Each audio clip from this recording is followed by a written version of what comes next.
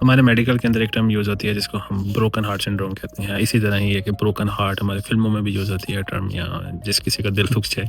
या किसी का दिल टूट जाए किसी भी वजह से, किसी लड़के के जाने से, लड़की के जाने से, या किसी भी वजह से, या वालिदैन के गुस्सा होने से, या पढ़ाई के अंदर फ़ेल होने से, उसको भी कहते हैं दिल का टूट जाना। ब्रोकन हार्ट सिंड्रोम बेसिकली वाक़ई ही एक बीमारी है, और ये बीमारी, इसको ये नहीं कह सकते कि फ़ौरी तौर पे बीमारी हो जाती है,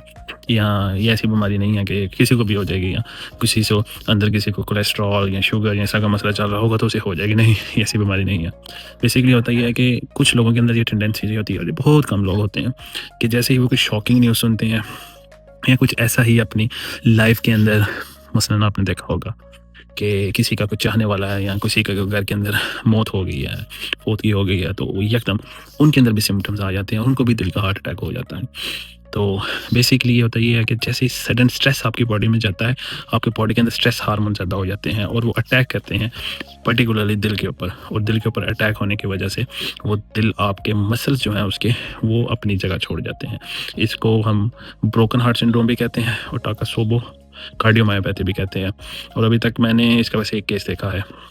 और इसके अंदर फिर दिल के पट्टे फैल जाते हैं, और इसी तरह ही दिल पंपिंग, और फिर हार्ट फेलियर वाले जो भी सिम्पटम्स होते हैं, सांस का फूलना, पाँव की सूजन हो जाना, दिल की धड़कन तेज़ हो जाना और दिल के ऊपर दर्द होना, ये वाली सारी अलामात हैं जो इसमें मौजूद होती हैं। इससे बचने का कोई तरीका नहीं है, और ये किसी को भी हो सकता है, किसी टाइम भी हो सकता है, लेकिन इसकी जो फ्रीक्वेंसी है या रेशो है वो हमारी जो है रोज़मर्रा की लाइफ में आप कम लोग देखेंगे। पाकिस्तान में तो अगर हो भी गया किसी को तो वो डायग्नोज नहीं होना, लेकिन यूरोप के अंदर, अमेरिका के अंदर डायग्नोज हो जाता है।